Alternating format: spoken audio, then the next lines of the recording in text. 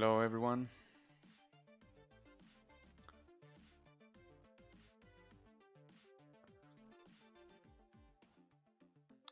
How's it going? I'm gonna start very soon. Let me just verify that the stream is running correctly.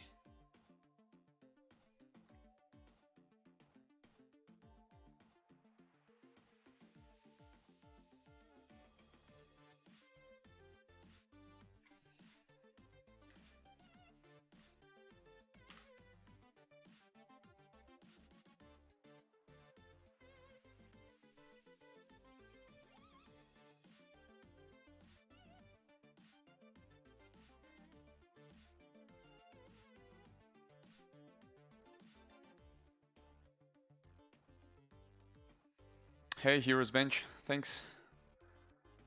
Thank you for the heads up.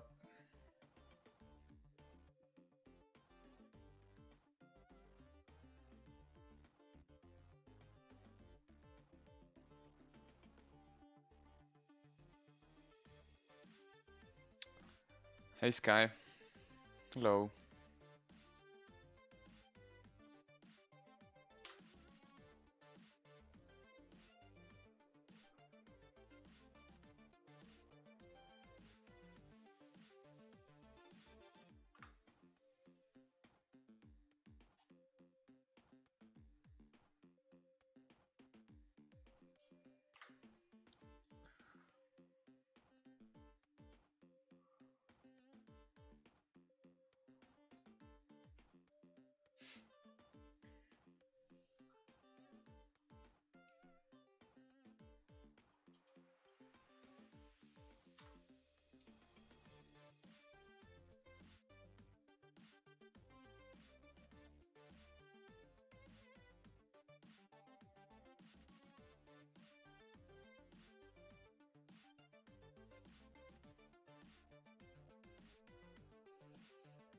All right. So, I'm gonna keep working on this guy, but we're gonna start the post today. I think I'm pretty much done with the colors. And I also don't want to overdo it because I still want the shapes to read like pretty clearly. So probably I will need to repaint some stuff, but until I like make some renders and like start doing the final composition, I won't know exactly if I need to do it or not. Maybe I can still add some stuff, but for now we're gonna start with the pose so I can start doing some render tests. Thanks, man. Appreciate it. It was fun. It was like a bit outside of my comfort zone, or like not comfort zone, but like I'm trying to be more colorful, I guess, and I felt like this color palette felt good for this one. It's just poly paint, like it's not supposed to be like anything super complex or something like that. Okay. Hey, Roman. So the first thing I'm gonna do is prepare the file for posing because I have like a lot of garbage here. Like I have the color palette, which I'm gonna delete, and this baby axolotl as well. For now, we only need this thing, and I'm gonna take everything out of the folder because sometimes I've had issues when bringing the pose back, so it might not even affect anything, but just like get rid of the folder. And let's rename this thing.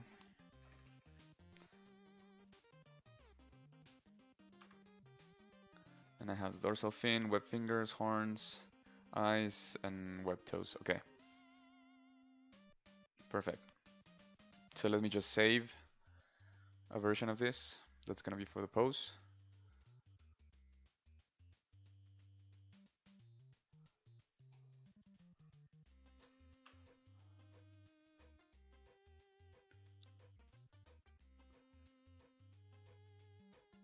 Yes, that's correct.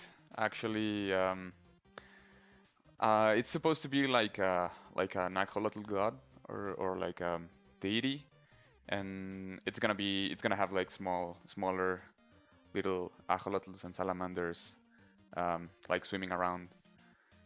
So yep. So I saved a new version of this, and I'm gonna start a new project just so like it's everything clean, and it's gonna be let's use the cube. Nope, no changes. And here I'm gonna load in this new project.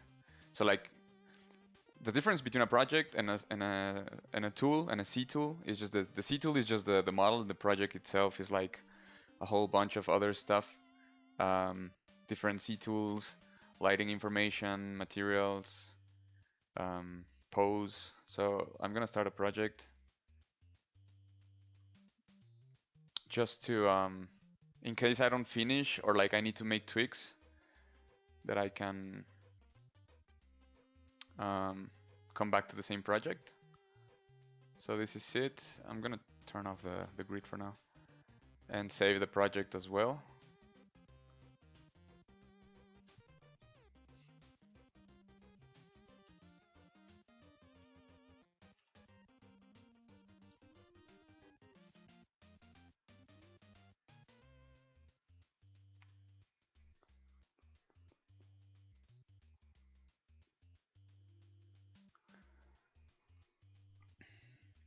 And yeah, okay, let's start. The first thing I'm gonna do, for this pose, I'm gonna do a C-sphere rig.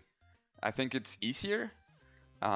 It's less precise, but it's easier. And what I would say is like the difference between the normal transpose and a C-sphere rig transpose is that with the normal transpose, you can actually paint the masks, which would be like the equivalent of weighting joints with a regular rig. Like in other 3D applications, for example, when you're rigging something, you have to paint on the surface of the geometry, like the influence and how much influence does each joint have on the surface of the model, and you do that by painting weight. And so when you're transposing in ZBrush, you're painting masks, so you're able to move stuff around, which is pretty much the same idea. The difference with the C-sphere rig is that there's no way to weight things. There's no way to like paint weights or like paint masks either. So the way it works is that we have to like trial and error and make as many joints as we need, because like the surface is gonna just like bind to it. So let's just give it a try. Hey, Mr. Dreiser, thank you, appreciate it. I like these colors as well. I think they complement each other pretty well. So the first thing I'm gonna do is just like go to the let's not transform, transpose. Let's just grab the C plugin menu and go to transpose, but we're gonna click C-sphere rig first and then T-pose mesh. And what this is gonna do is gonna create a new, well, like a proxy mesh, as transpose usually works, but with a C-sphere. So I'm gonna turn on transparency, turn off ghost, so I can see better. And we're gonna start building this. So this is the origin. For C-spheres, I like to have the draw size really low, because I want to select like individual spheres, and when you have the brush size too big, oh, hold on, whoa, what is going on? It can sometimes, why is it doing that? Hold on. So like if I want to move this one, just this one, but I have the brush too big, it's moving both. So it's easier if I just have a smaller brush. And the way I understand it is that the first C-sphere is the origin, and usually that's best if you use that sphere for like the one of like the origin points for the whole skeleton, like the hips or maybe the chest. So let's try it with the hips, and we're gonna be adding more stuff if we need to. So I'm gonna this is gonna be a lot of trial and error probably, and why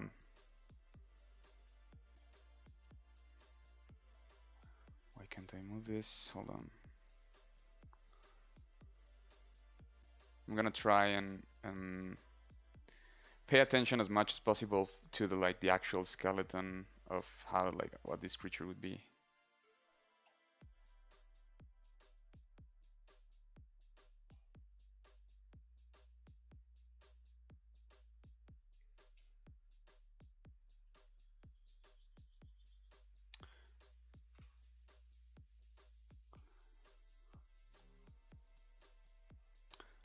For this one, just gonna go all the way to the tip and just add like intermediate spheres.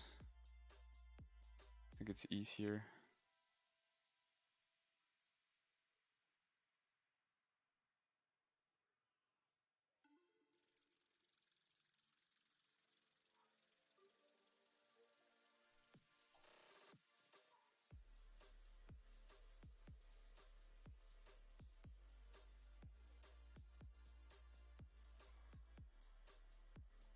For this one, it's probably a better idea to have it a bit more centered.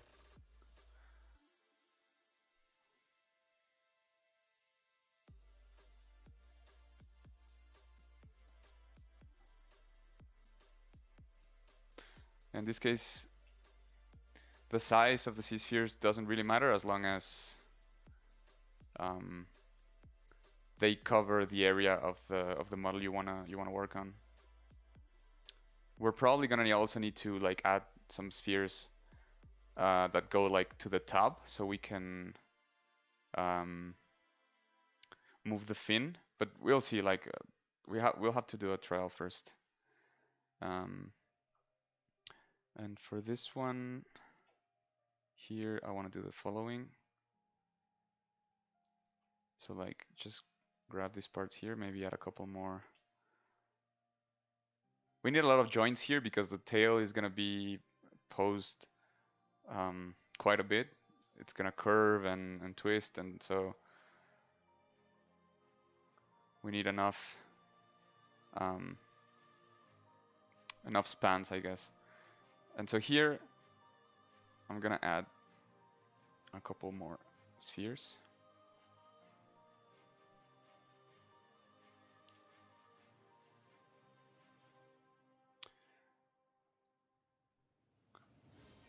To cover these parts.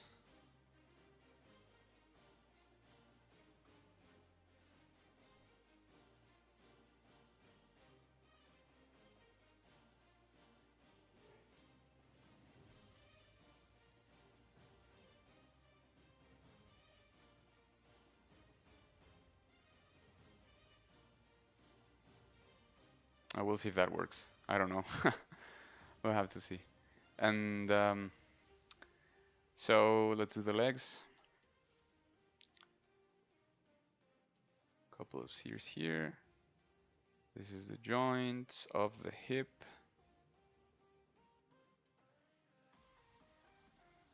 And then I'm gonna go all the way to the, let's go through here and do the toes separately.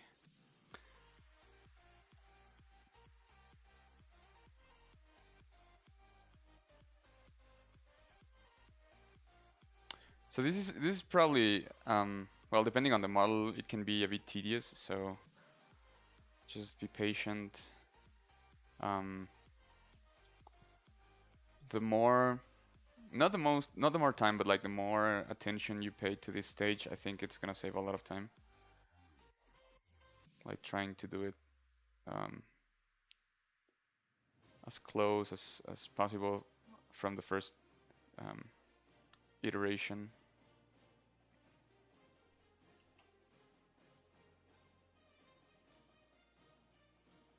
And actually, I need another sphere here because I want to increase the size of this one.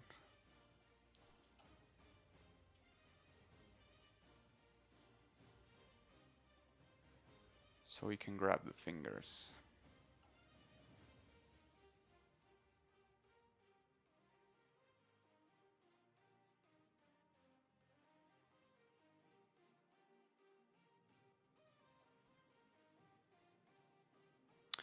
Just let's try and position this roughly at the base or the start of each toe.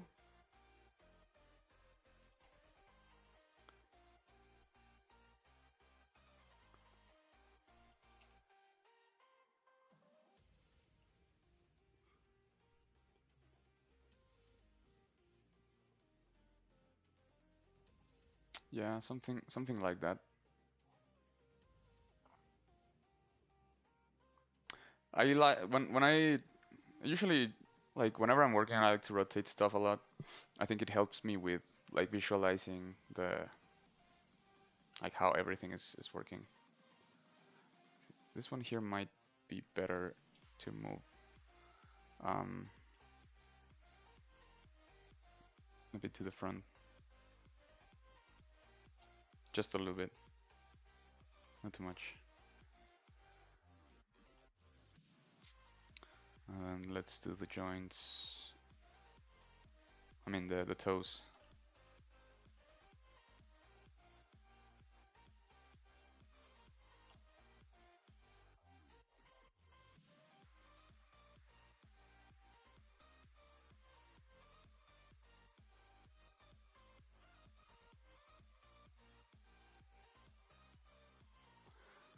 I'm probably not going to like maybe I don't even need to do the C-spheres here because um I didn't intend like a very complex pose on the hands or the toes, like on the hands or the feet.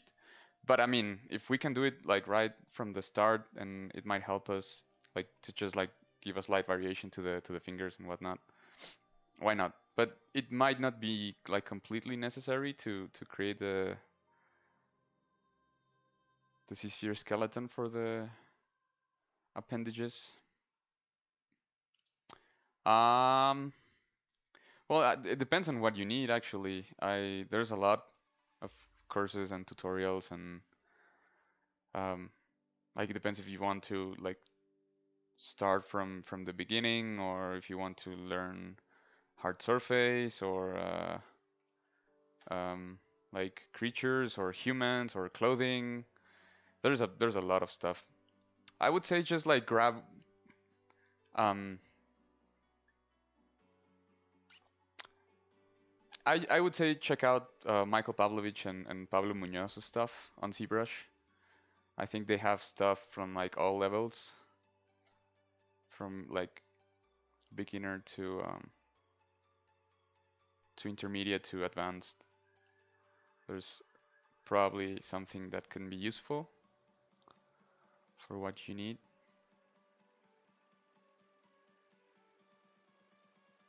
If you're starting out, I would suggest like check out Michael Pavlovich's like intro to ZBrush series or like ZBrush for I don't remember what's he has a new series which like he covers a lot of stuff for beginners. I would suggest checking that out.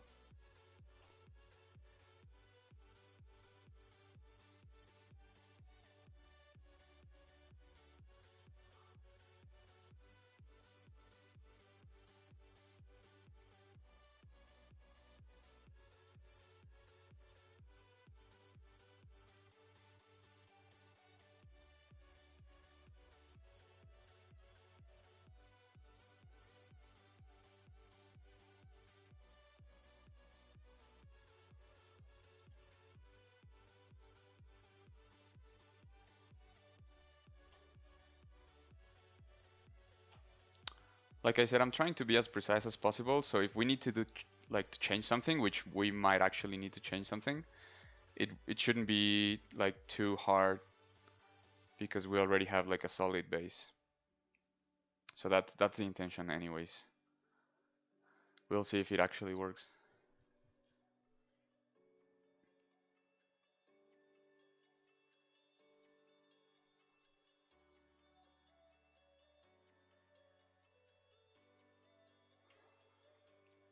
Yeah, I like Michael way of teaching a lot because like um he actually like he doesn't he just like goes over like basic stuff in a way that it's really useful. Like he shows you by just doing stuff and you learn by that. Like instead of like, oh, this is the brush whatever and it does this and this is the brush whatever and it does this and this tool does this and then like it's more like when you're learning a language, the way I see it is like just you need to start actually talking. So the way Michael teaches, it's just by doing. And I when I was a teacher, I took a lot of inspiration from the way he taught, and like I feel like that's the best approach to just like start building stuff and showing how to do it, and like people will start to pick up the tools little by little. And also another important thing with ZBrush is that ZBrush is a really weird program in the sense that it's like, if you see the interface, it's nothing. Well, the interface is like, I changed my interface, but like, it's not a traditional software. The menus are unique. Like, you cannot actually compare like similar tools to other softwares. So there's like a really steep learning curve. And you need to do a lot of iterations, a lot of models, a lot of sculpting first to get over that initial hump. Like, and eventually, I think once you surpass that that initial steep curve, it becomes one of the most easy, like one of the easiest softwares to work with. I think it's really intuitive, but you need to like push in the beginning a lot to like get over that initial learning curve. Yeah, you can use stuff from ZBrush in Unreal for sure. So okay, I think this works. Let me check something real quick.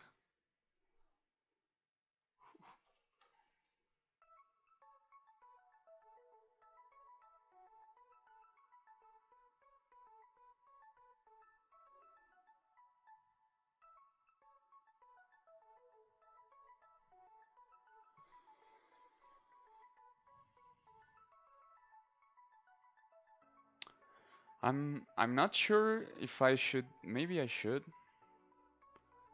I don't know. Like if I should add the intermediate, maybe I will do one here.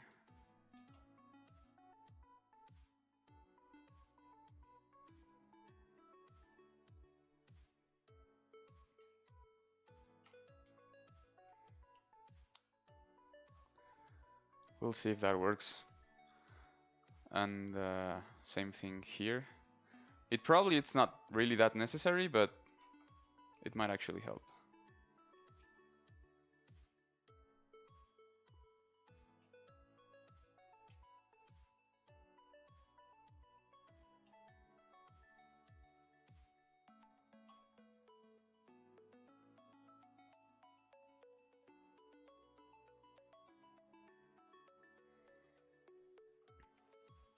So for this one, I might actually need to like get some ribs because here I have more volume here, and the way I need this to work. Okay, hold on.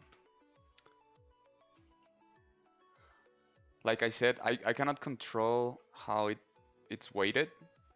So I cannot like say, okay, this joint is gonna just be influenced by this. I mean, this area of the model is gonna be influenced by this joint and whatnot. I cannot do that. So I need to create the volume here. Probably need to add some ribs to this stuff. So we'll see. Hold on.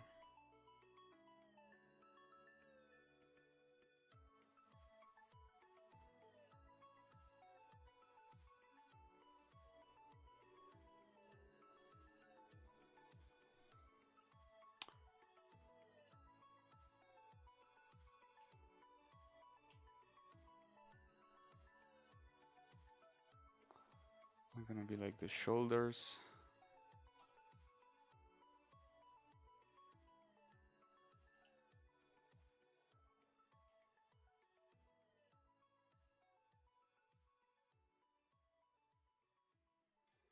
And what's really cool about the C-spheres is that you can move individual C-spheres like this, and you can move like hierarchically. If you grab the actual joint, you can move it, and you can also rotate it. So this is really useful for posing, because we can do this super easily instead of, obviously, like I need to bind it first, but that's the idea. Instead of like masking and moving and using the gizmo and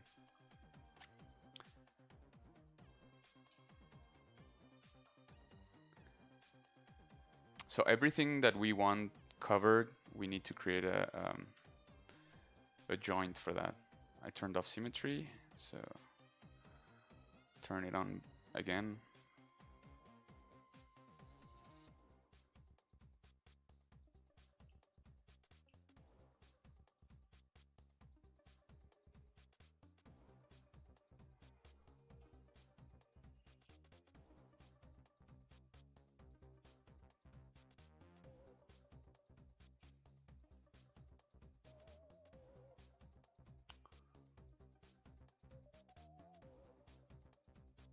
The position of the shoulder joint, it's kind of tricky, so just make sure. I mean, with this, at least with this creature. So I'm trying to make sure that it's as precise as possible. And what I was saying about the ribs, I'm just gonna add like 2 sets of ribs. So I'm gonna add 2 C-spheres here.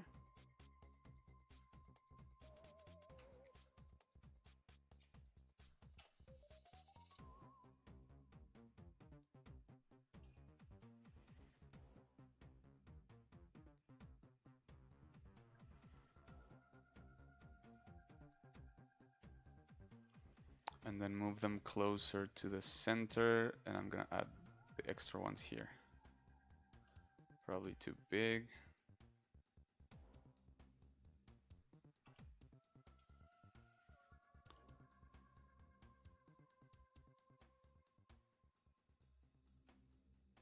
So you see this thing? This shouldn't happen.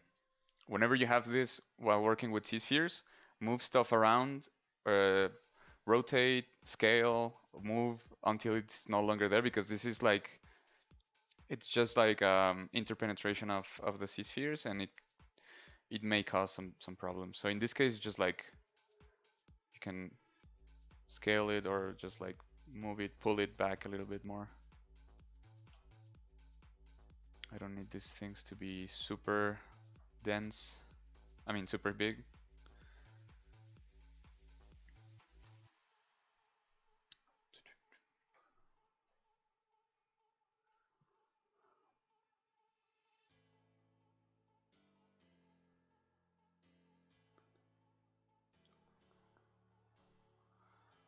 And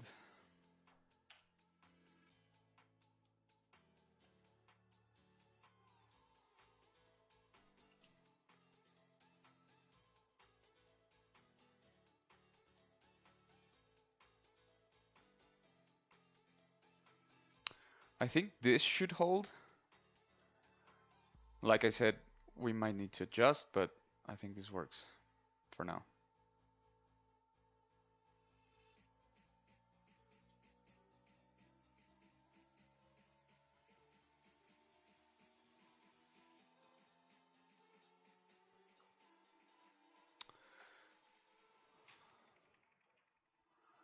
And so we're gonna do the same thing we did for the hands. I mean for the feet, same thing we did for the feet. We're gonna do to the hands.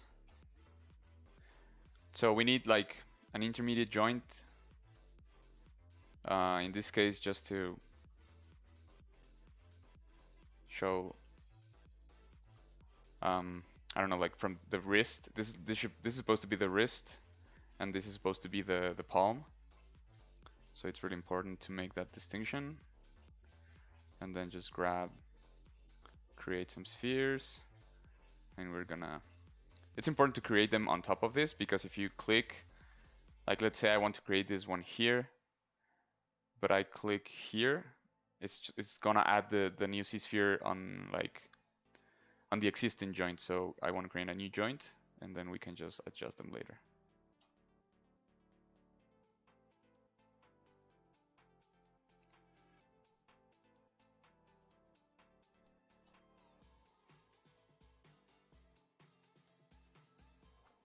And the reason I'm using this instead of transpose is because I feel like even though this step is a bit, I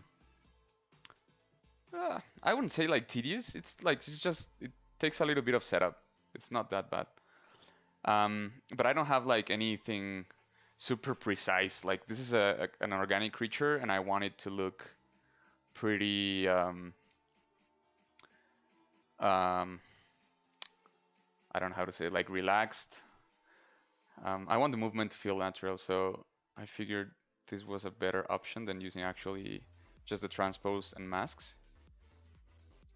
It might look more difficult right now, but once the skeleton is done, it's going to be much faster.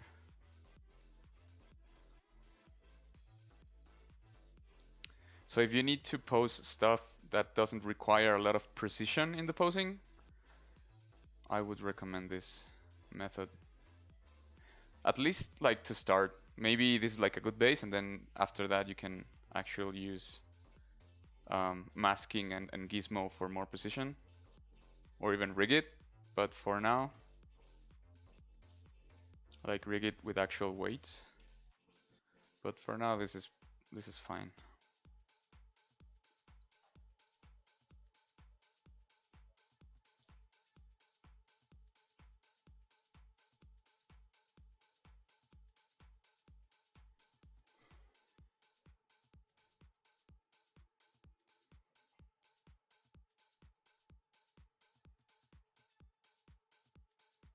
It's important to pay attention to the joints. If you actually sculpted the joints, try and create the C-spheres at the joints, because the posing would be much better. Like, if your model is somewhat anatomically correct, try and make the joints somewhat anatomically correct as well. But just take into account the position of the joint is going to be the pivot for rotation. So wherever you put the C-sphere, that's going to be like your starting point. So be very careful with that if you want actual proper movement. So the hands are done here. And like this is going to be a big sphere that I'm going to do for like the base of the head. And I'm going to create another one here for the fin.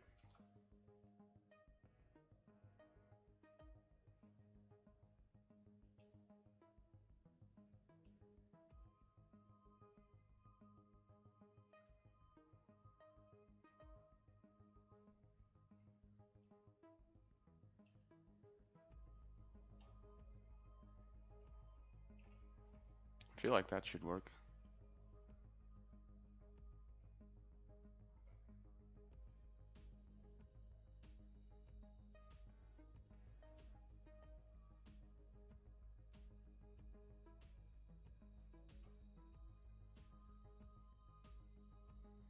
And for the horns, I want to keep the shape of the horns. So I'm gonna need to make as like what we did with the fingers. Same thing with the horns, but I'm not gonna pose that. It's just so whenever I rotate this, there's no like deformation, because the tricky part is like the way it works. Another C-sphere might be affecting the surface and deforming the horns, and I don't want that. So I'm gonna create a big C-sphere here so we can have more work with space to maneuver. The head doesn't really matter. I'm not even gonna like open the mouth or anything. And so I'm gonna create 6 like 6 new joints for the 6 horns. Just put them at the base.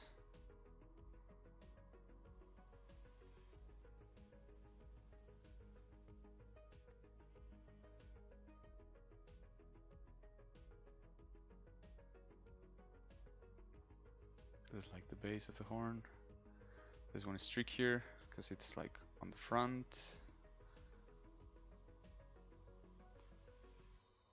Like that, and then just so it's not like too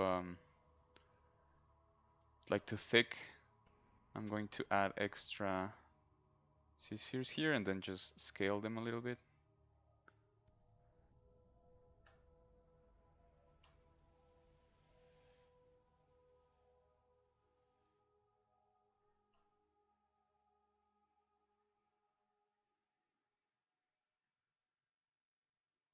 Hey Eddie, what's up? So I think they are in the correct position, maybe this one a bit lower. So we can add now the rest of the joints for the horns. And what I like to do is like I've been doing, like go from the base and then position the very end of the chain of C-spheres first, and then just add the rest as needed.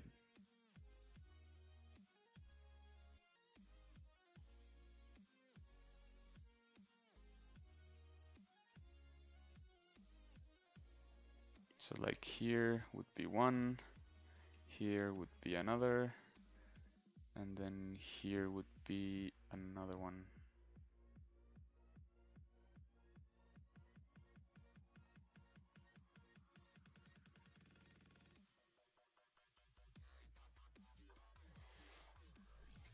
Gracias, man. Saludos igual. Ahí va, ahí va.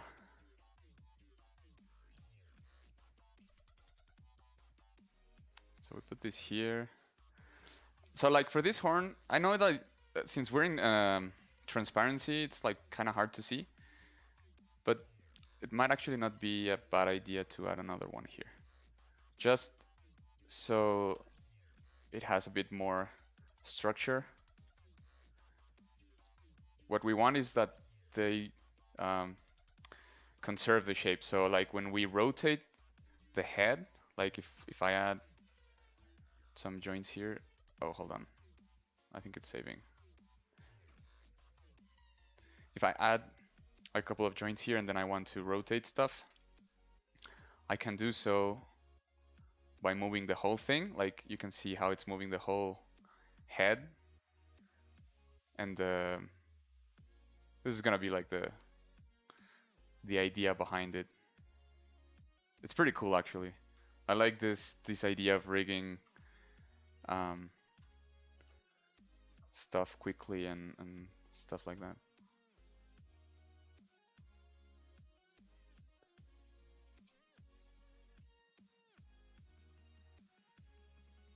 Which tab am I using? What do you mean by tab? I don't think I understood the question.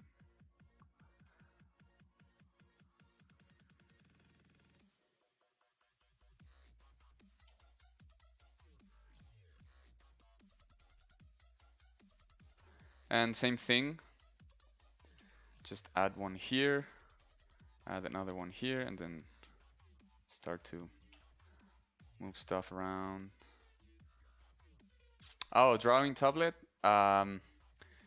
It's a very old Wacom Intuos 3. I have this since 2009 and I've never changed it. It's still working as new. It's still like pretty cool. in my opinion. I've tried the Intuos 4 and 5 at work, but at home I still keep the Intuos 3, and it's in my opinion the best line of Wacom tablets. So it's this thing. It's pretty old. You don't need any fancy stuff.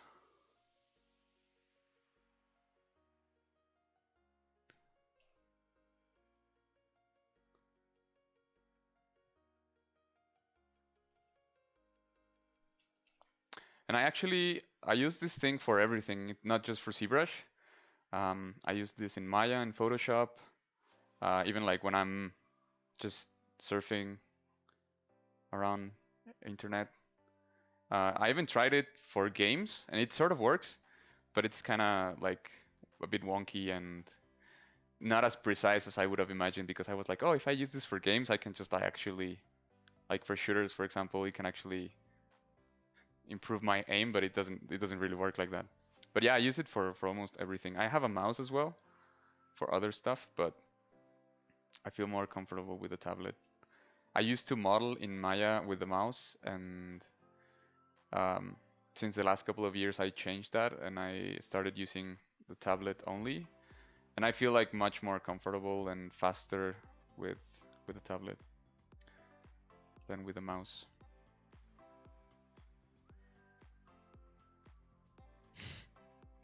Like I was playing there's this game called Factorio, which is like it's like a systems game. You need to build like automation and stuff. It's not for everyone. It's pretty boring at the beginning, but I was playing that with the tablet, just clicking stuff around. It feels faster than with the mouse.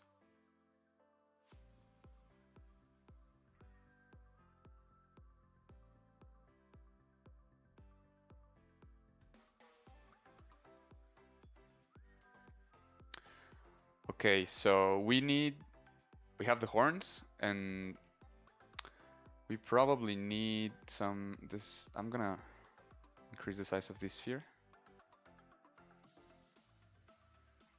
And then we're gonna put like the vertebrae of the neck. So I'm gonna add like 4 spans. 1, 2, 3, 4. So like 3 spheres, and we have like now a lot of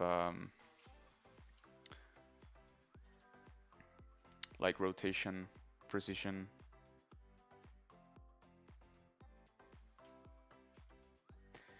And the head has this little like crown. So I probably also want to cover that just in case. So I'm gonna add another C-sphere here, and then 2 more. And put them here.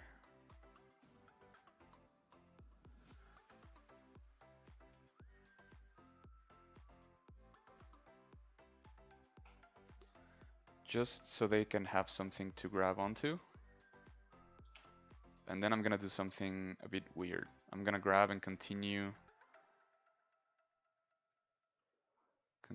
the shape, like all the way to the front. You'll see what I'm gonna do.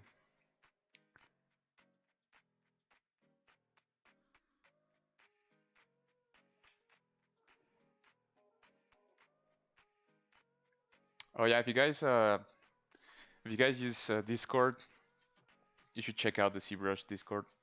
There's some interesting stuff there. The whole stream team is there. The people from Pixologic, and yeah, some other people from the industry. There's a lot of like discussion and tips and tutorials being shared, so be sure to check it out. So what I'm doing is creating like a structure around, just so I can have the full supporting structure of the whole thing.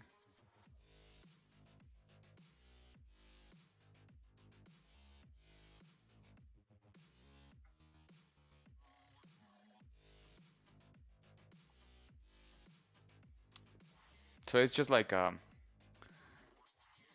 trying to grab like the external structure of the face.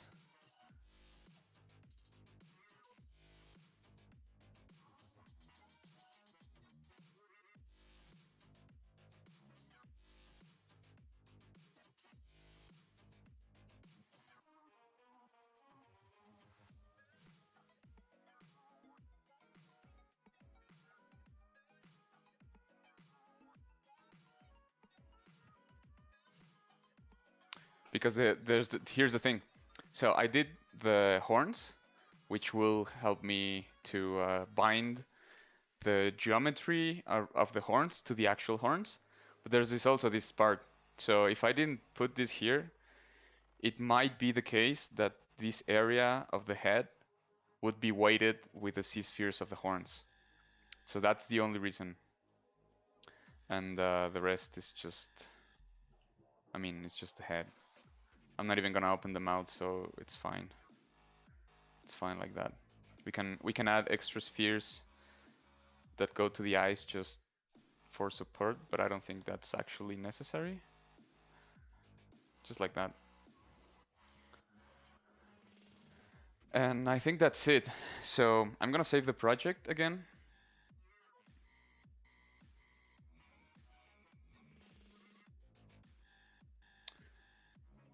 So by saving the project, I'm saving actually everything that's here. So I'm saving the posing subtool, which is this one, which is the C-sphere rig. And then I'm saving the proxy, which is this one, the T-pose thing. And then I'm also saving the original C tool of the creature. Plus, if you make like render adjustments or if you load like specific alphas or things like that, you can save all by project. So this being done, let me see if I can just save the C-sphere rig just in case. CTL, yeah, save. Just in case I need to like reference it again. And so the next step after this, we're still in posing mode. I'm gonna go to rigging and then bind mesh. And here's where the fun begins. Because now we'll see if it works or if we messed it up. So for this, I'm gonna turn off symmetry and then just check like with the tail. Yeah, see, for example, I'm having some deformation issues with the fin, and you can see why. If you actually look, the fin parts are actually waiting on are actually being affected by the C-spheres on this main chain. But since this one is static, whenever I rotate this, like it's messing up. You see?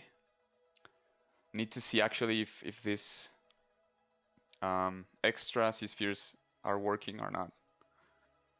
Maybe it's not the best idea. Like here, for example, it's fine.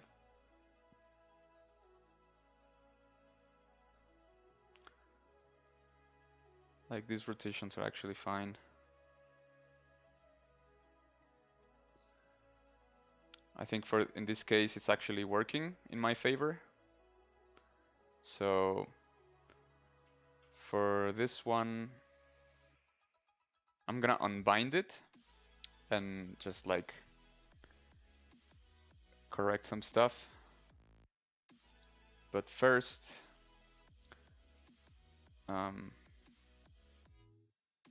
so this is good because it's actually separating. This is actually good when I added the ribs, because it's no longer weighting the arms to that.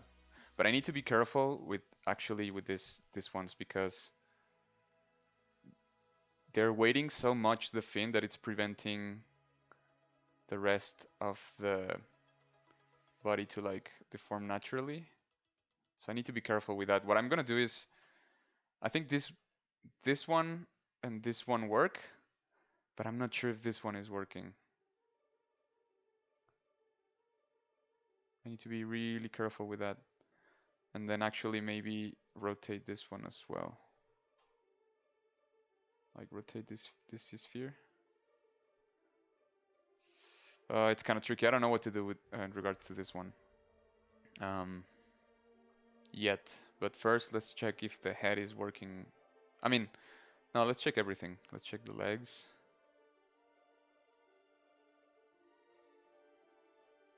It seems to be working fine. Just do like random movements to verify that everything's working correctly. Like I said, the more stuff you have, the more precise the movement becomes. So same thing here. For example, I didn't need to add extra C-spheres for the webbing because the webbing is being weighted by these C-spheres. So this is actually pretty good on the part of the hands and feet and whatnot.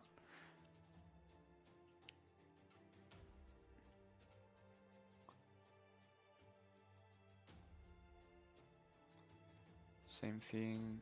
Okay, this is working pretty good. So it's actually really nice when things work as intended for the most part since the beginning, where you don't have to actually like change a lot of stuff.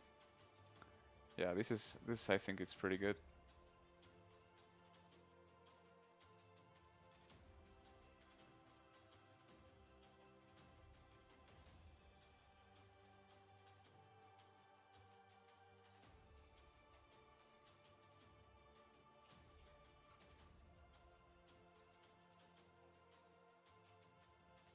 So last thing to check, keep on binding, but I want to make sure that I undo all the movements because this is just like testing the rig. No, actually, I actually like these ones on the fin because I think it's pretty cool that I get to twist it a little bit. So I just need to be careful with this one, this part, and actually rotate the whole thing from like before the hip, from like the front part of the hip all the way to the back. Yeah, ZBrush, I mean, a good friend of mine told me once something that was stuck with me, that there's nothing actually difficult in life. It's all practice. It all takes practice. Like if you remember, for example, first time you started driving, it was like an overload of information if you know how to drive. And then after a while, you just start doing it automatically. And so it's like that. At the beginning, like you open ZBrush and it's like, whoa, there's too much stuff. Just start with the basics. Like start by grabbing a sphere, turning it into Polymesh 3D, and start sculpting with standard, move, smooth, and clay buildup. And just, that's it. Like for the first month, I would say just like get yourself familiar with sculpting. I mean, maybe not the first month, but depends how fast you want to learn. But like maybe the first week, just get yourself familiar with sculpting and like rotating stuff, the navigation, the pressure, all that stuff. Everything else after that is just extra, in my opinion. So this is good. Like I said, I know I keep repeating it's good, but it's actually I'm really happy that I was able to achieve that from the first try. And now, if I move, like the horns are actually like sticking out at the base of the head. So you have the neck, then you have the head, and at the base of the head, the horns are sticking out. So there's actually this joint here that I want to move. And this is why I put these extra spheres here, because I didn't want the horns to influence this part. You see? So this is good. This is actually pretty good. And I can also move these ones if I feel like, but I don't think I'm going to. Like I said, these ones are not actually needed. I'm not sure about these ones though, but I mean, it's fine. Helps me like visualize where the head is. Pretty cool. No, it's just export. I mean, it's just for use inside of ZBrush because there are C-spheres. This is a type of geometry that, as far as I know, you cannot export outside of ZBrush. This is just like a ZBrush specific thing, and it's being used to weight the geometry. What you can export is the actual geometry, but I don't think. I mean, you can export this if you turn it into geometry by clicking A, or by going to well, I mean, this one, the thing is I'm posing, so it's not actually working, but you can create a C-sphere skeleton and export that by, if you click A, you turn this thing into geometry, or if you go to, I think it was like adaptive skin. I think it was adaptive skin. It's been so long, I don't remember. I would need to check, but it's like somewhere around there. It's a, you have to like create it into a skin, so it becomes a geometry, and then you can export it. But the actual C-spheres, I don't think you can.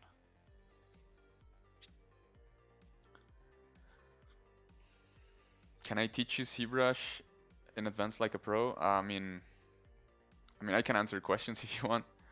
Yeah, sure. Like, if I can help anyone with any doubt or question, you like feel free to reach me. I think you can see like my socials on stream next to the webcam. You can write through Instagram or Facebook or ArtStation, like whatever you want. If I can help you with that, like sure, I will be glad to do that. So, okay. So we have the mesh binded. Now it's the time to start posing. And I really have no idea how to pose this thing. I have some references here of different animals, but I couldn't find a reference that would be like my main reference, that I would be like, oh, this is it. Like I want this pose. So I'm gonna have to like improvise a little bit.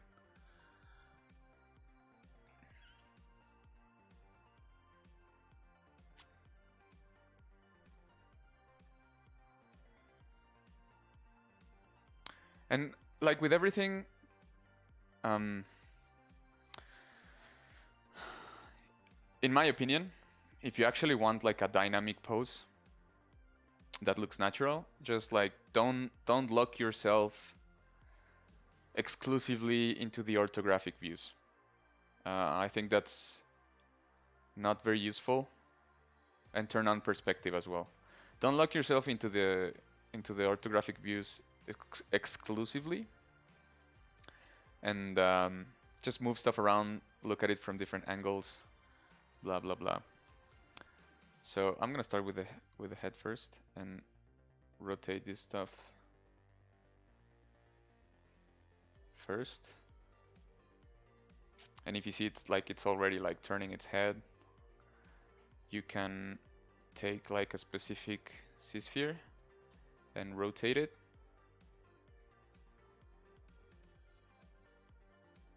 So that's why I said it was pretty cool, because if I don't need anything like super precise, I feel like this is the best way for getting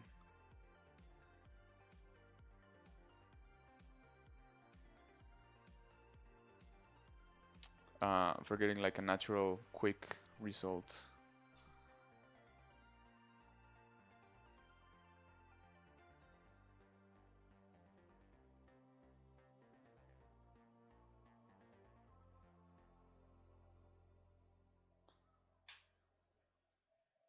Hello.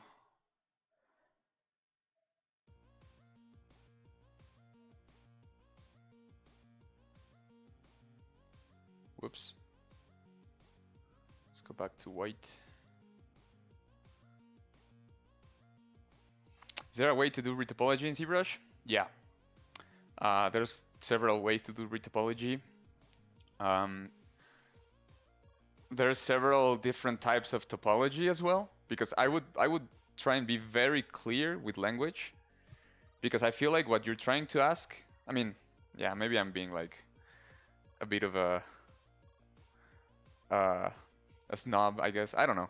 There's like I feel like what you're asking is the like retopology for animation, and yes, there's a way to do that. There's a topology brush. You can paint that and create the geometry like that. There's also I did this just once before. It was really cumbersome. I don't recommend it. There's a way to do like new topology from a C-sphere actually.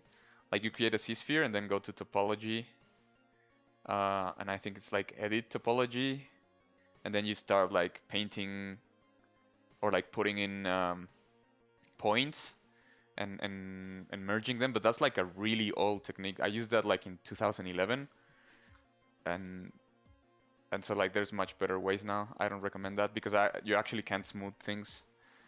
And there's also like automatic retopology with Siri mesh, and there's like cleanup topology like decimation. There's like sculpting retopology with Dynamesh. So yeah, there's actually a lot of ways to retopologize in ZBrush. So I want to point out two different things. Like I said, it's easier if you have, when you're working with C-spheres, in my opinion, it's easier if you have a really small draw size, because you don't want to be grabbing multiple C-spheres, like for example here. Well, this is just a joint, but if I'm moving stuff, like it's harder. So if just for more precision, put it in draw size 1, and it's very different if you grab, like if I hover over this thing, you can see that there's this C-sphere, and then there's the joint. So it's like if I'm using rotate, for example, which is the letter, the key R, the R key. If I grab the joint, it's going to rotate. Whoa. It's going to rotate starting from this C-sphere as pivot, right? But if I grab the C-sphere and rotate it, it's going to rotate the actual C-sphere. So there's a difference there. Like imagine you have a marble sphere and you cover it with oil or like with some type of like lubricant substance, and then you grab like an ice cream cone and put it on top. So you can slide the ice cream cone while keeping the marble in the same position and rotation, and you can also rotate the marble with the cone. So there's a subtle difference, but it's like it's important, I feel. So in this case,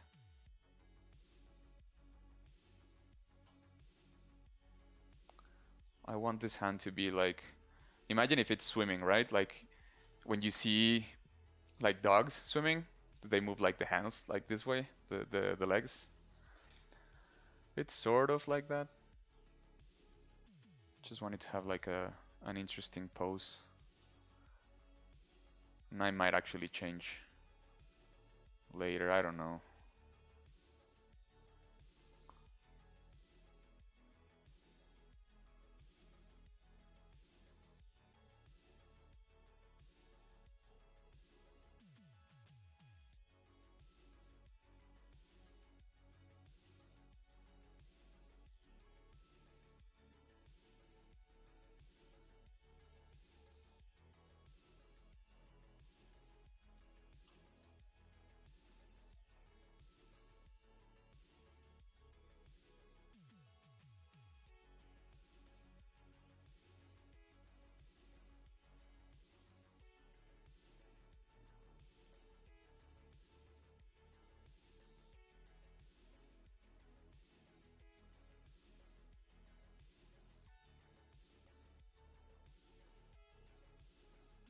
Hey Frank, thank you.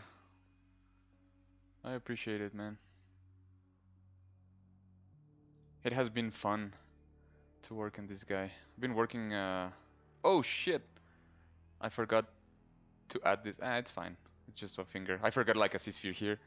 I just realized, but it's fine. That's like, it's not a big deal. It's just like one finger. Yes, it's transposed with Z-spheres. That's correct.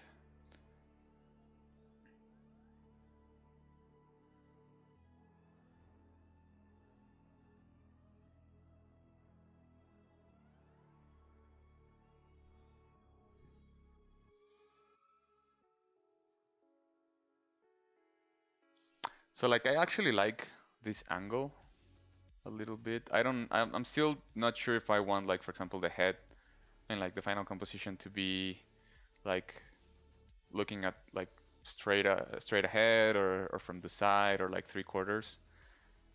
I'm just trying to get a pose right now that looks good.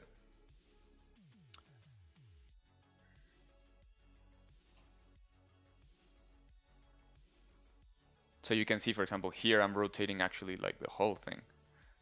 That's what's really cool about this method.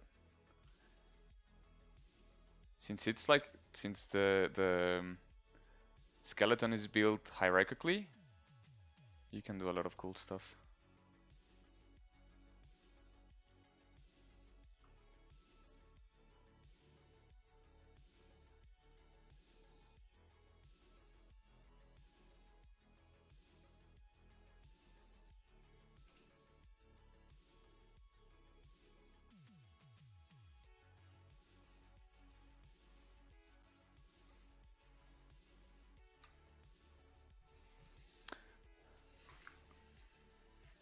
No, it's fine. Don't worry, Sarah. It's usually really common that I get like the same questions almost every stream, but I don't mind it because I know that not every stream has the same people, and I like explaining my thought process. So don't worry, like I don't mind explaining things more than once. Yes, I mentioned this at the beginning of the stream that I used to do like I used to use a lot of transpose master like exclusively, and it's really cool, but it's very precise. When you're painting the masks, it's like weighting joints from an actual rig in a 3D application. Um, the thing is, it's really cumbersome, and sometimes it's really hard to get the mask exactly where you need it to, and then setting the pivot in the exact position when you need to like to rotate stuff. It's kind of hard, so um, this is here rig like it's a little bit um, time consuming in the beginning depending on how complex your model is, but I think it's worth it because you're seeing like it's really easy to then just move things around. It's actually really useful in my opinion, and you get like this really easy to manipulate skeleton where everything is hierarchical. So like I said, if I just rotate this, it's rotating the whole thing. The difference is like it's weighting on the like weight as in, oh, I'm like carrying heavy weights. It's weighting the geometry to each Z-sphere. So you need to be very careful how you build the skeleton. Like in this case, for example, I put these ones here because I didn't want this part of the head to be influenced by the horns that I put on the Z-sphere skeleton. And I want to be able to move just the head a little bit separate from the horns, right? Like, but just really subtle. But this is important.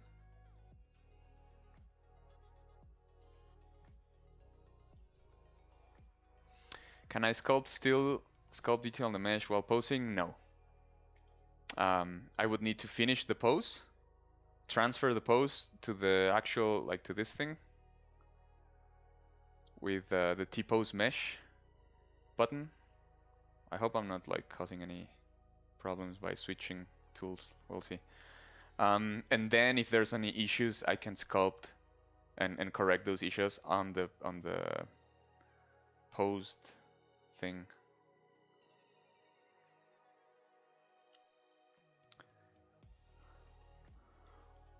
Like the issues that I'm talking about are like, for example, these ones, right? Or like these ones, where if I didn't put these ones, this rib cage, like this very very simple rib cage, then all this geometry would be weighted like the. Let me think how to phrase this. The rib cage geometry would be weighted to the C-spheres all around. So it would be weighted to these ones, but also to these ones, to the ones in the arm. And I don't want that. So you need to put as many C-spheres as you need to keep the shapes that you want to preserve. I know it sounds more like complicated, but it's really not that complicated. It's really simple stuff. Just need to pay attention.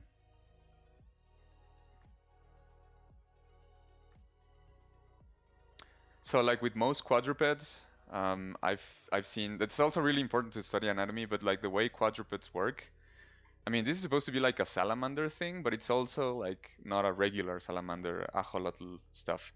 Yeah, no problem, man. Glad to help.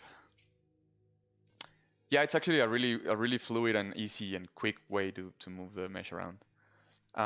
But yeah, like since the inspiration, like for example, the body, when I was sculpting this for the first time, the body was actually more based on like a dog than an actual salamander, because like a salamander, if you go to Google and Google like just type in ajolotl, you're gonna get like this pink salamander thing, and it's basically just like a tube with legs sticking out of it. It doesn't have much of like an anatomy to that. So that's why I like doing creatures, because you can actually like merge stuff and combine things. Like for example, the arms are heavily inspired by human anatomy, like the shoulders. These are like very human-like. But like the main body was like more inspired like by a dog. And so the quadrupeds, the way they walk or they run, is like they usually would put together like the legs on one side. Let me see if I can find an example. Like an image is worth 1,000 words or something like that.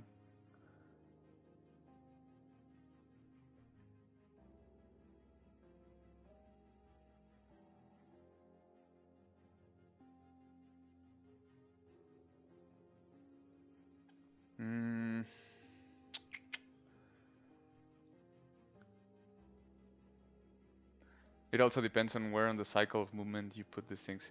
But usually, like they would move one leg at a time. So like first, like they have 4 appendages. So there is a point in the walk cycle of a dog where the front, like the right front leg and the right hind leg are close together, and the left front leg and the left hind leg are far apart.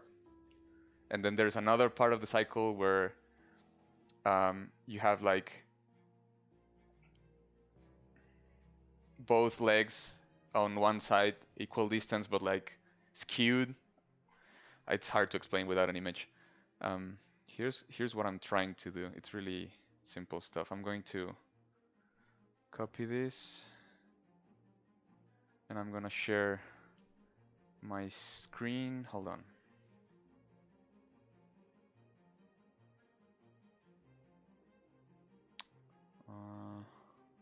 No. Oh yeah, actually. So I don't know if you guys can see this. I think you can. Yeah. So this is what I'm looking for. This is what I'm trying to do. A little bit. I know it's like super weird, but so yeah.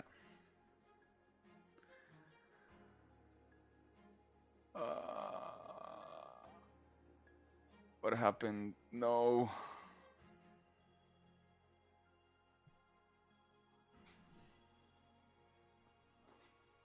What?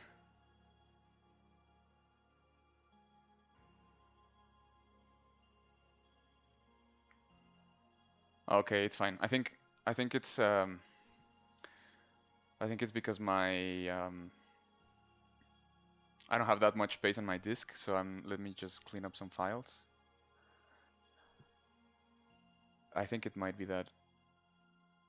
So hold on, just be patient with me.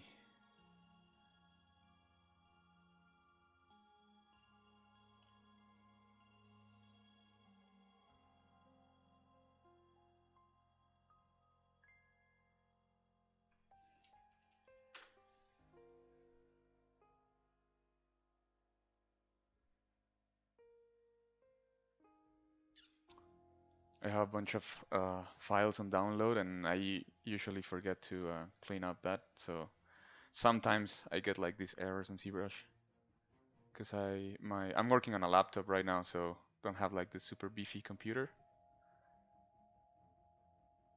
But you see, like I was trying to get both of these like closer to each other, if that makes sense.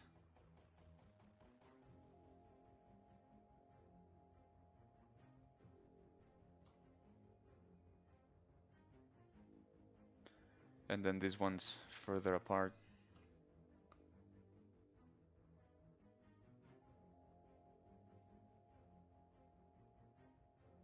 It's also kind of important to look at it from as many different angles as possible, because you want this to be readable from like,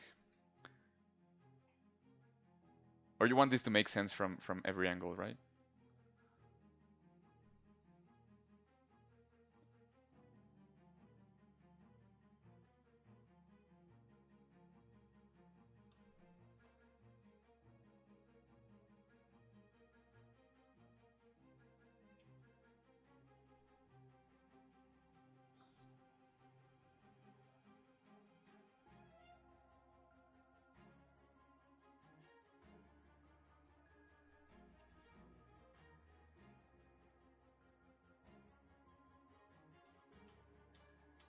Wait, I'm having a bit of a problem with the rotation here.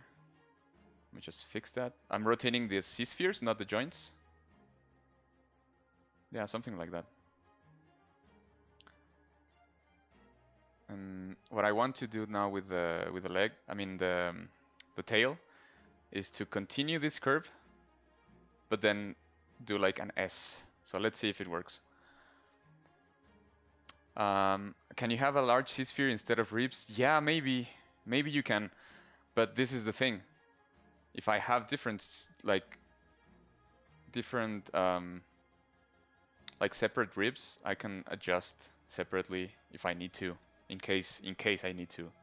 I mean, there's a lot of stuff that you don't know until you start posing, so it might not be actually necessary to do the ribs, but in this case, I mean, it's not. If I needed to adjust a specific part, I can do it. But I guess, yeah, you can have like a bigger C-sphere for the whole rib cage. I think that can work.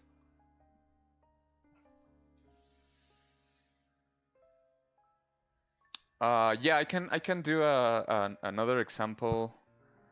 I mean, let me just finish this one, and I'll do a quick example afterwards, because I don't want to abandon this right now. But it's basically like the steps are like you go to transpose master, and before you hit T-pose mesh, you click here C-sphere rig. So you turn on the C-sphere rig and then click T-pose mesh, and it's going to create a C-sphere, and it's going to create like a transparency on your model. So after that, you the autosave, I don't know. Yeah, it's sometimes useful. Okay, hold on. Let me just keep cleaning this thing,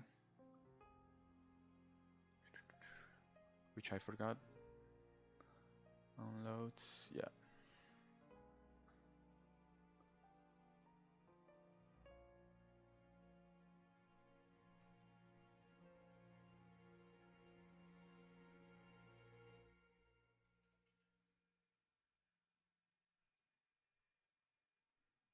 How do I create the armature for the creature? What do you mean the armature? Like the C-sphere rig? So you go here and click C-sphere rig, and then T-pose mesh,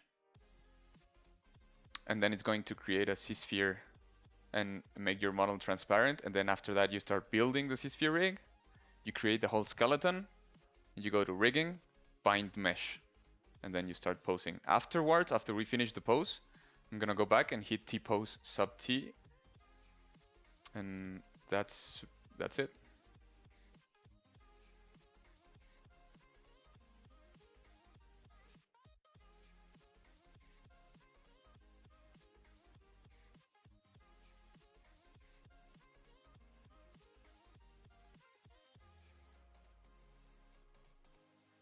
Why is it rotating like that here?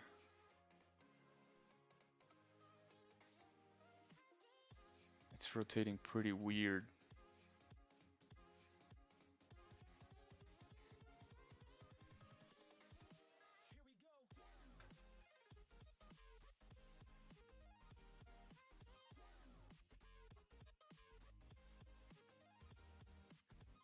It's maybe because of the origin, I don't know. We'll maybe need to adjust later.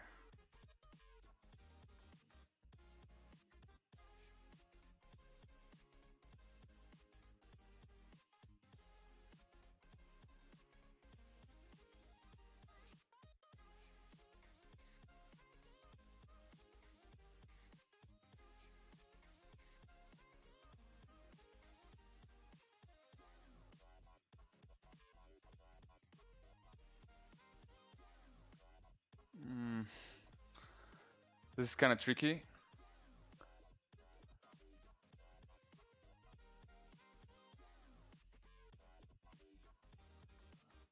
But I think it's working pretty good.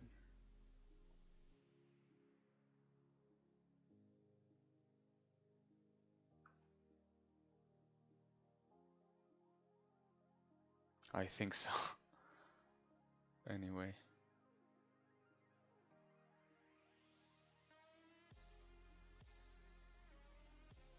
Yeah, I'm not sure about the tail. It kind of doesn't look like I imagined. Yeah, I created the skeleton by scratch. It didn't take that long. It was like maybe just like the first half hour of the stream or so, I think.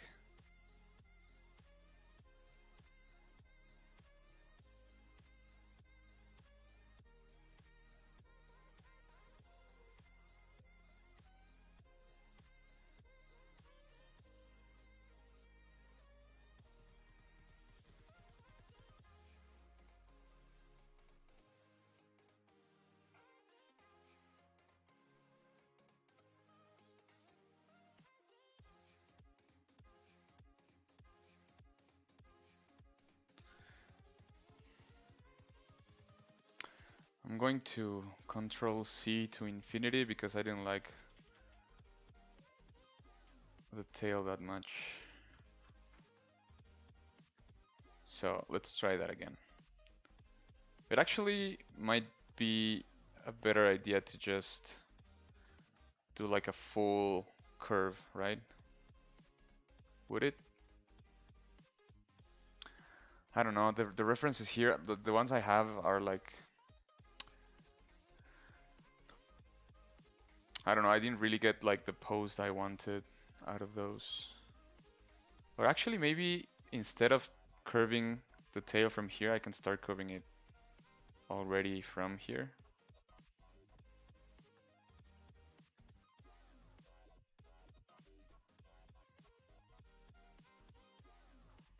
So something like that. I think that looks better actually, no? Yeah, I think it actually looks better.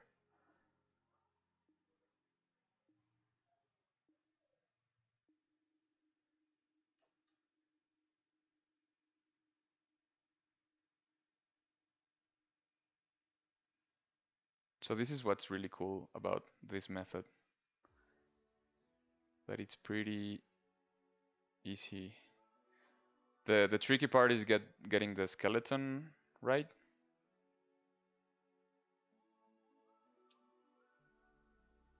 But after that,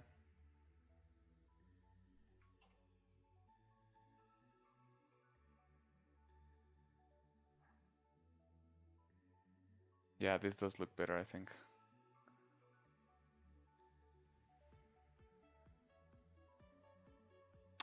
And for example, here I'm getting an error, but it's not a big deal. I can fix this one after the pose is done. So thanks, God. Appreciate it. Appreciate everyone, the kind words. I'm glad you're liking it so far, and it's not like super boring.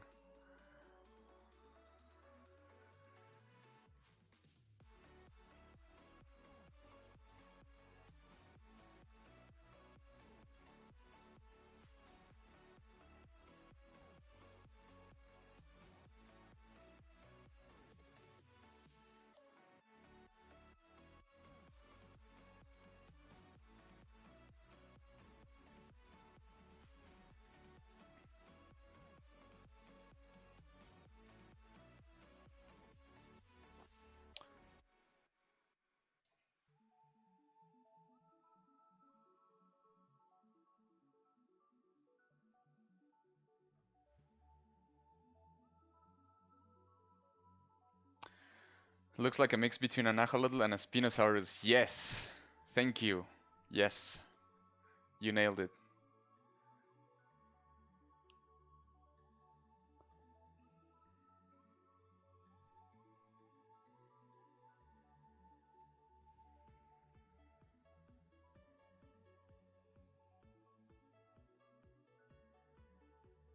Also, the fin at the bottom, I might need to curve that a little bit. I don't know. Maybe not. That's actually really cool. So, I'm going to be rotating the C-spheres as well a little bit. Just so it's like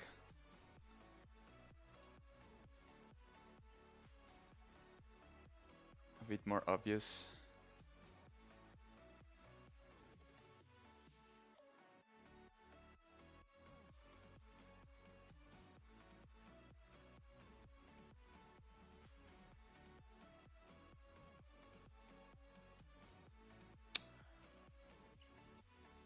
And like, for example, I feel like I could use, I'm gonna try, okay, I'm gonna actually ask you guys for help. I mean, everyone that wants to give me their 2 cents is very welcome.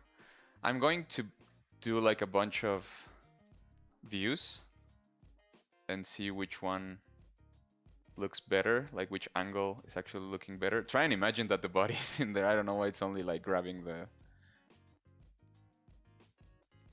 C-sphere skeleton. But like just trying to figure out the angle for the composition, and if I might actually need to change some stuff, but I don't know. Like out of these 4, which one do you guys like the most? I feel like this one kind of looks more like what I intended. Also this one, but I might need to actually like lock a camera and then pose by viewing from the camera, because otherwise there's like sometimes overlap, or you like cover some stuff with other body parts that you don't want. Yeah, I think upper right is gonna be like the actual, like something like this.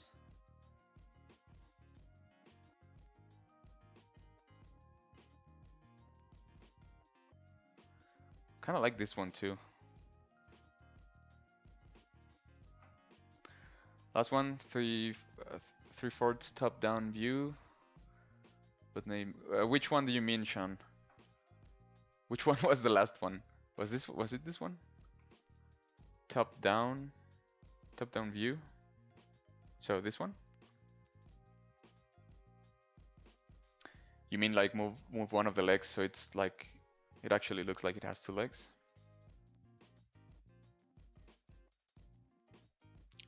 When you say the 5th one, you mean this one, right?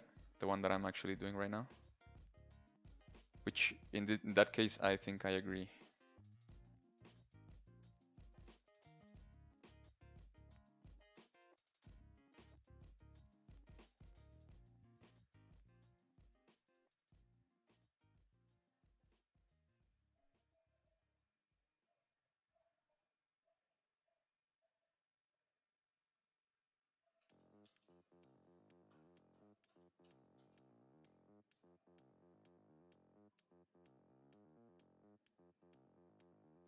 Yeah, yeah, I agree. Something like this. I just need to let's clean up the canvas. I like this angle a lot. I just need to figure out what to do with the tail.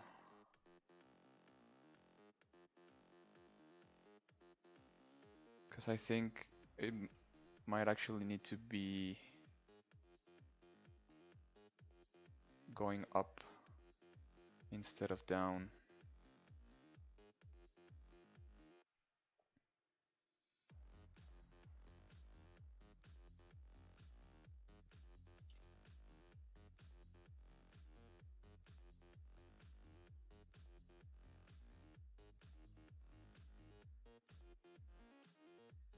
Something like that. Oh man, I don't know.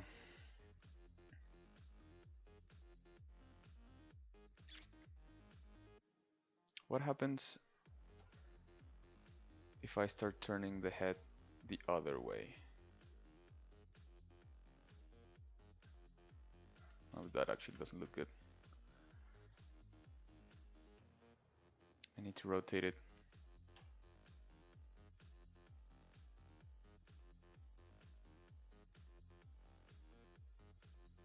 Because I kind of like this point of view, but I feel like we're missing a lot of the detail on the head, and I kind of want that to look. I want you to be able to look at the detail on the head. That gives better depth to full creature, tail up. That way the body's breaking multi-plane views to draw strong attention. Yeah, yeah, that's true. We can have like the multiple planes.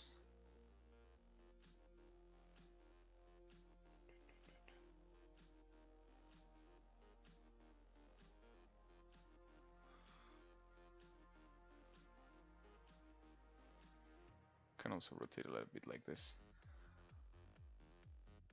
Yeah, no matter what, we need to see the face. Yeah, I agree. So I'm trying to see if maybe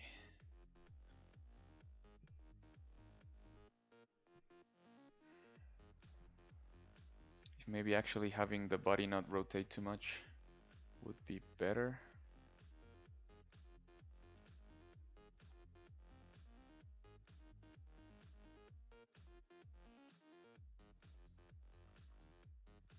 So it's a bit more like that.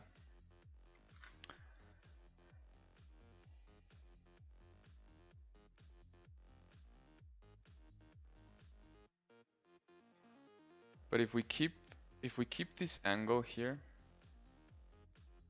and by the way, I'm looking at it fairly small because I want to focus like on the main silhouette. That's what's important.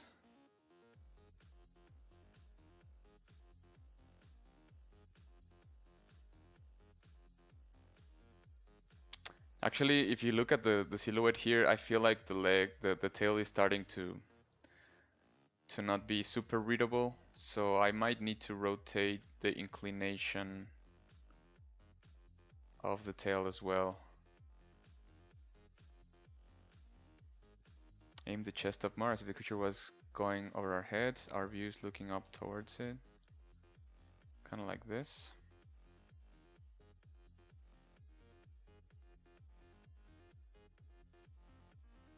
This is a cool point of view actually.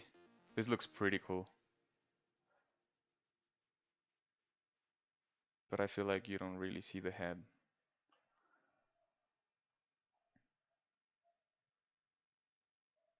This is the tricky part. Like the actual hard part is making a very cool and readable pose. But I think I might need to rotate the head slightly. I'm just trying to figure out how. Like in what direction.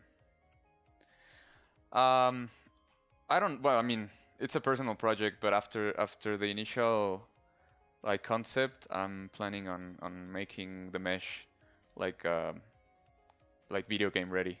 Like doing a low poly mesh, doing some UV mapping, some bakes, like a proper texture map.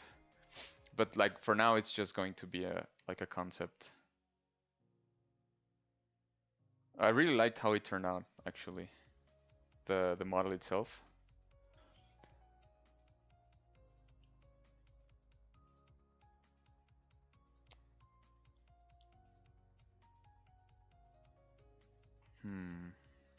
Let me think. Because I was following one of the references here, but like it's not exactly what I want. Well, I mean, I don't think it's working too much.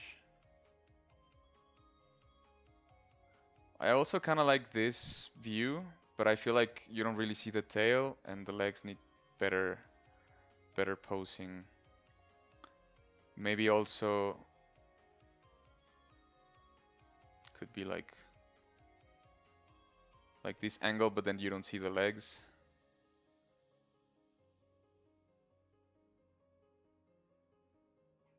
And maybe if I don't have the tail that curved, maybe it's better.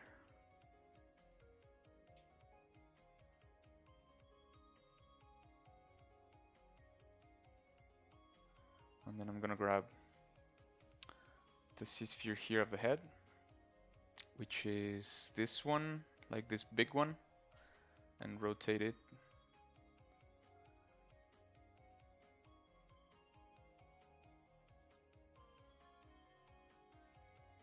To not have like a super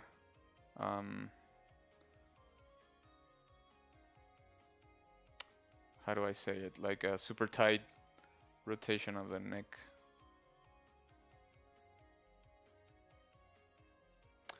Maybe something like this, where you can see like both legs on the back and then the tail here. I don't know.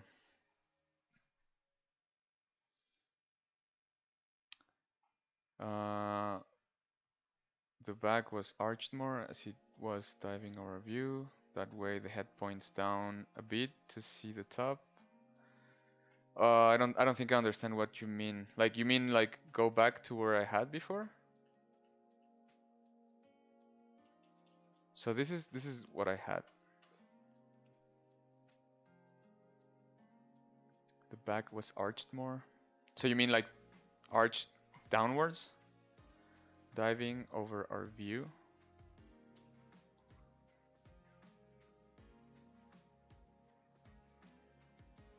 Kind of like that, you mean? The head points down a bit to see the top.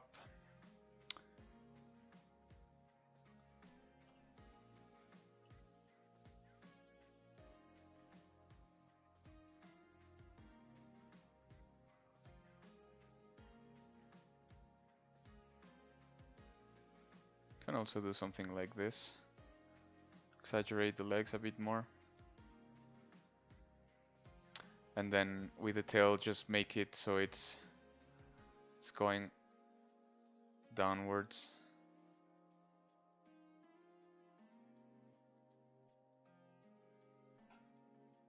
Yeah, I think we're almost there. We're almost there. You guys are helping so much because that's one of my problems is that I always, since I started in production, like I'm used to just model the thing and then don't worry about how it's going to look posed. And I sometimes forget the angle of view and what do you mean bow up? So like have the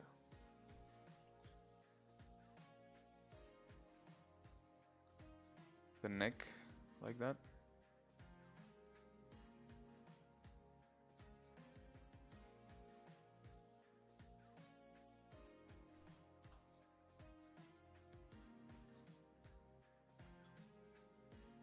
So like from this angle now you can see the tail.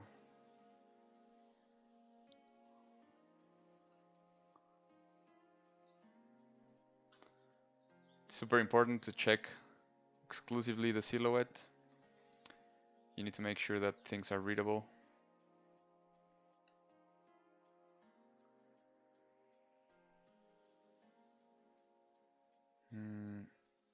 Actually, maybe if I have the neck down like before. Yeah, I'm leaning towards this angle more because you can actually see like the face 3/4 and then the body. The tail, I don't feel like it's that important. I just want it to, I want to be able to, for the tail to be readable. And actually, I probably should have made the tail longer. So let's see if I can do that with the rig.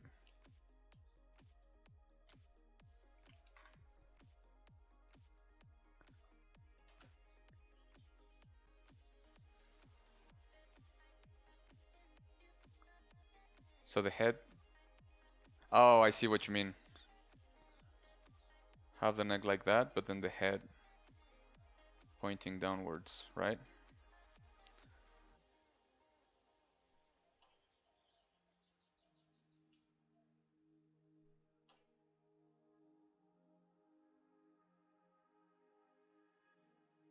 So like that.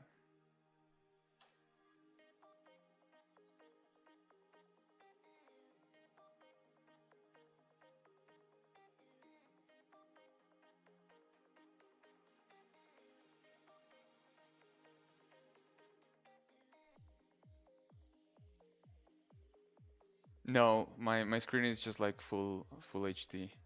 But I don't know, I like to have the smaller buttons, smaller interface.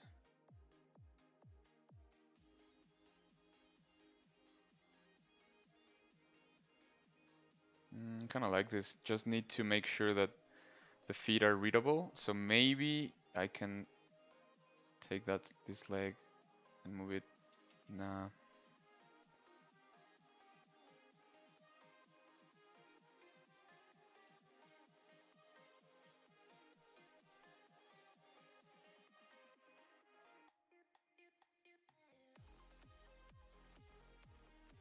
Just full stretched leg.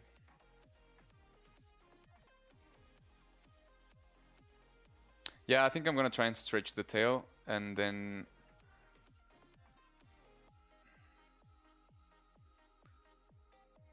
just wanted to separate the legs enough.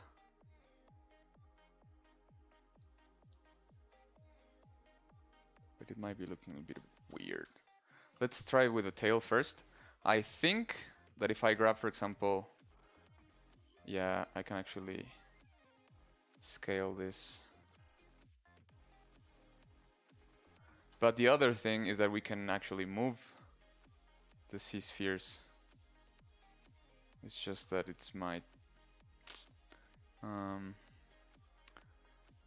be not as easy. Hold on. We're almost there. I feel like this view is the better one. We just need to figure it out. Yeah, you can change the size in the, if you go to preferences, custom UI, no, where is it, interface? The button size. So I have it on the smaller size, just to have a bit more space. I don't know.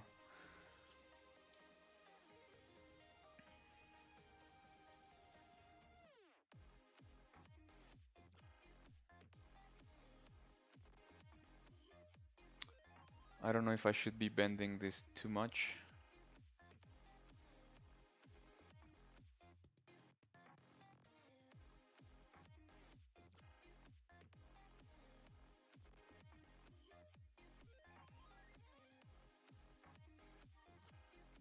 Yeah, just put the buttons.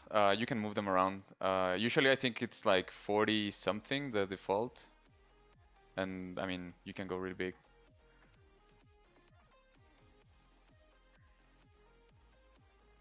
Just trying to make sure that this leg looks fine because I'm feeling that it's stretching also too much and I don't want that.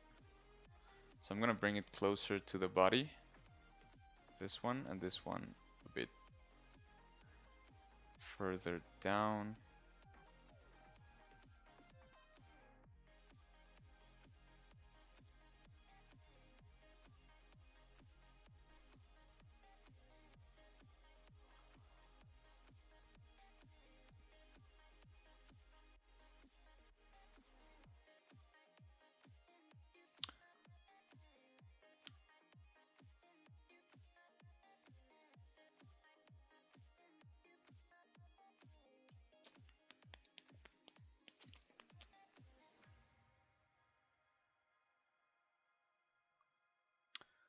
And then just gonna have the tail point downwards instead.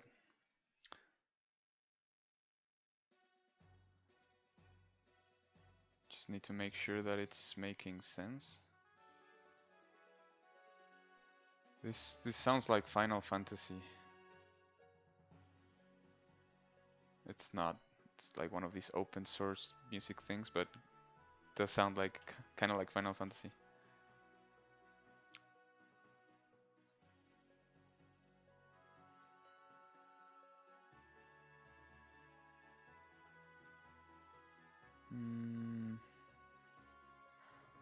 We're almost there.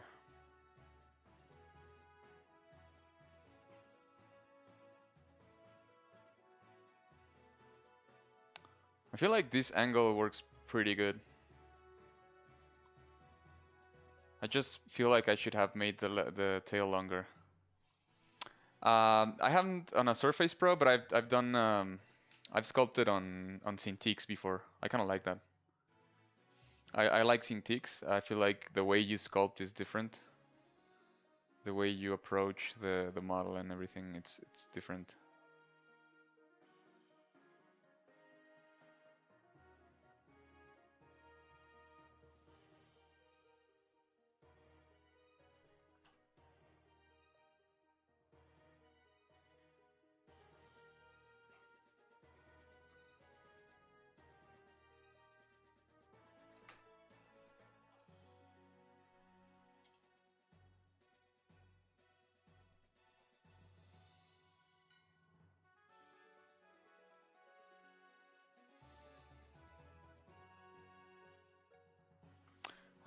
I might actually need to go and move the fin just by itself afterwards.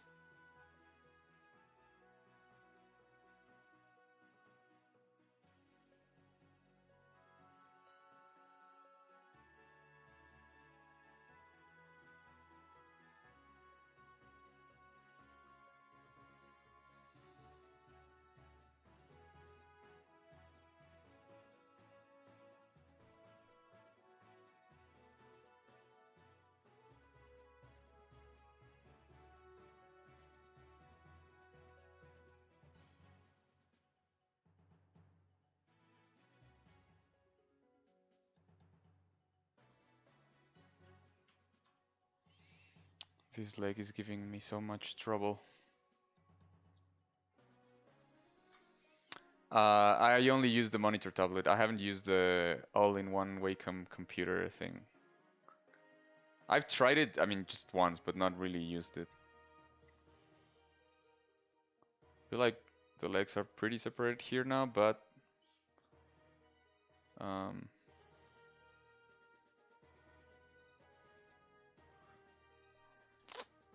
what if I rotate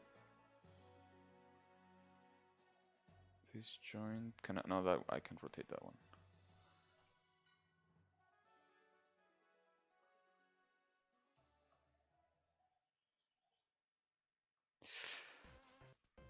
This leg is giving me so much trouble. I don't know what to do with it. Otherwise, I really like the pose. Like if I just took this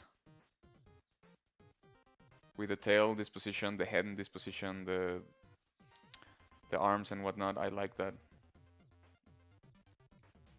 But this other leg, I'm not sure. I might need to like save this like as a first pass, and then come back later, or maybe just like try and set up first a camera and then work from there. Because not having a set view, it's also like not really helping in the way that I don't know how it's going to read in the end. So I might actually need to set up like a camera first and then continue from there. But I think like this is like almost 90% the pose that I want.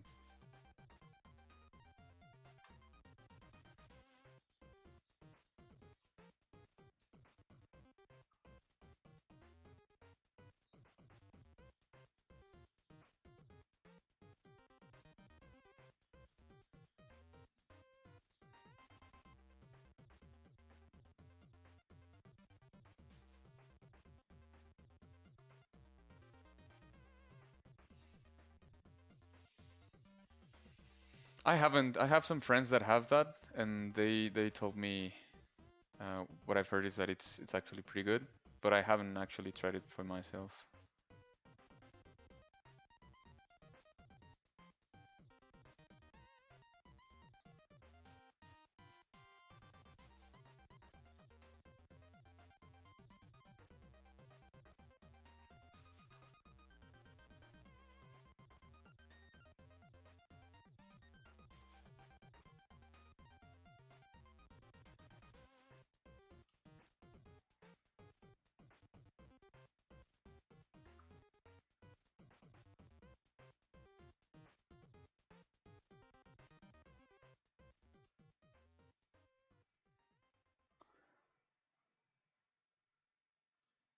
Hmm.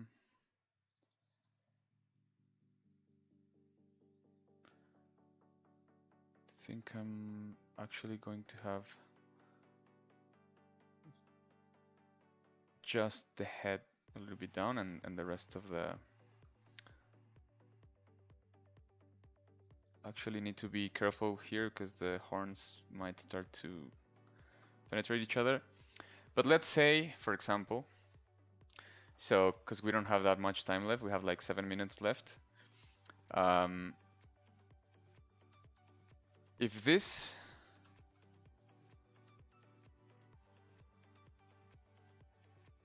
were the actual what's the name? Like the actual frame, like the actual composition, I don't think we're very far off. So for now, yes, I'm navigating all through the pen. So for now, let's complete the pose.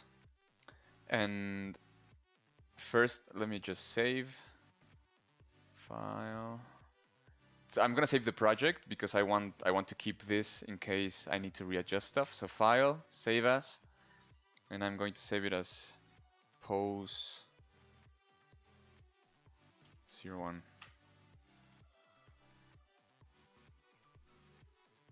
Like I said, it's saving everything, not just the tools, but the whole project, all the tools together and whatnot.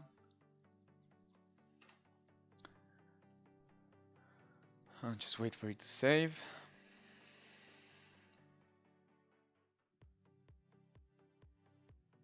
Okay, so after we're done, we just hit T-pose, sub-T, and it should, if everything is working correctly, it should grab all the geometries and translate the pose to this one. So let's do it. T-pose, sub-T.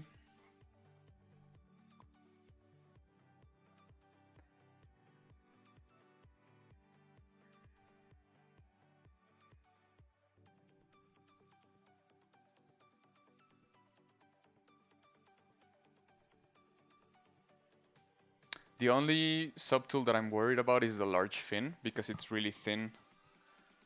And I've had this error before, yeah. I had this error a couple of times in other projects before with some meshes. So that's gonna be a problem. I might need to check how to fix that.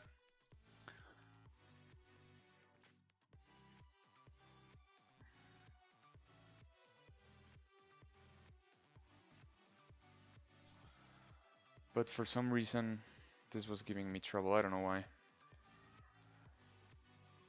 Another thing I can try and do is just like doing it by hand, but it's not going to be ideal. But anyway, if we ignore that, which is not ideal, but if we ignore that, we have mostly this. So you can see how fast and how easy it is to pose things with C-spheres. And if you look carefully, like there's not really that much deformation. There aren't really that many errors that I would need to correct. Maybe just here, for example, a bit of stretching. So I can see here that I need to like level up the shoulders a little bit more because it's not looking good there.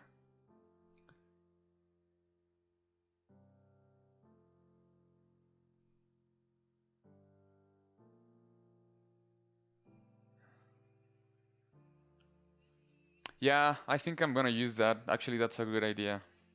Hold on, there's just this thing froze. um, Thank you, Doom Slayer. Appreciate that, and thanks, comics. Yeah, I'm happy with this first pass, but it's still not finished. Like, um, there's always things you need to tweak, and even if you do like a C-sphere rig and pose stuff, afterwards you're gonna need to clean up some stuff. So it's actually not that big of a deal. I don't know why this froze. It's my whole ZBrush. So the good thing is that I saved the project. Let me just close it and see if I can.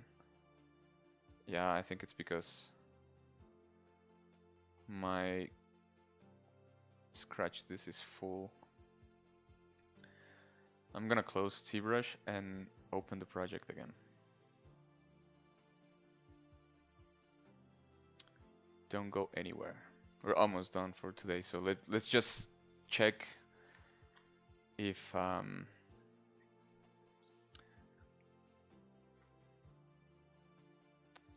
let's just check if everything is working.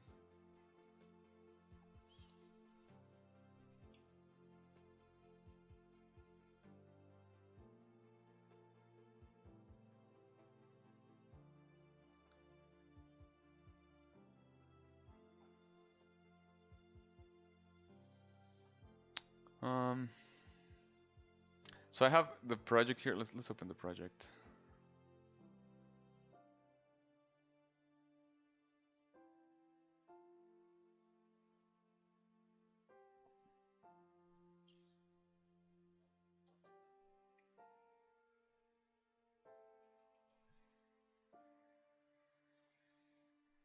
I don't think there's anyone after me, so we can take a bit more time.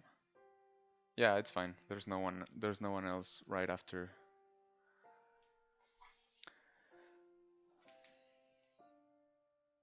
Thanks, Sean. And I really appreciate the help with the pose. Sometimes these strings are tricky. But yeah, so this is it. If we look at the tools, we have the Sysphere rig, the proxy mesh that it's going to be used for posing, and the original sculpt. It's just that this one has the fin. Oh no, it's fine. Yeah, so that's the end result. There was an error with the fin that I might have to pose manually. But yeah, I mean, thank you guys so much for the help with the pose and for your appreciation. It's nice that you're liking this creature so far. Sometimes it's hard to measure when you're working on a project for a long time if it's actually good or not, if it looks good or not. But it's nice. I like that you guys like it because I want the final image to look pretty cool. So thank you guys again so much. And yeah, I'm gonna stop right here and continue next session, but I'm gonna try and fix the post by then and have a camera or something so we can actually start building like the final image and stuff.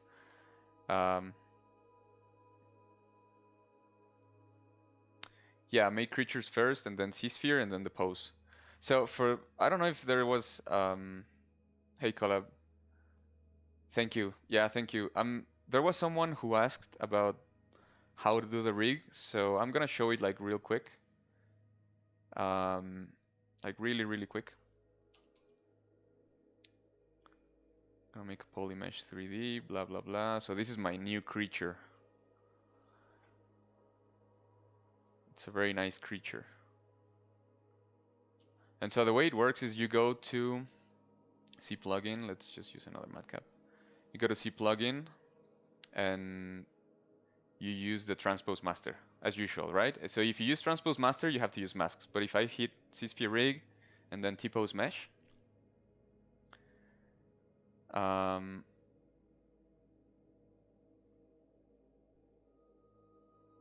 yo, where's my...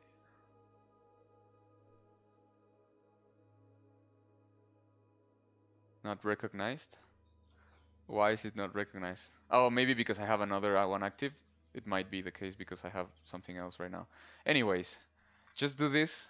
Z-sphere rig, T-pose mesh, it should create a Z-sphere, and then start building the skeleton from that Z-sphere. And after you're done, go, build the skeleton in a way that it's going to preserve the shapes as much as you want, because the mesh is gonna bind automatically. And then go to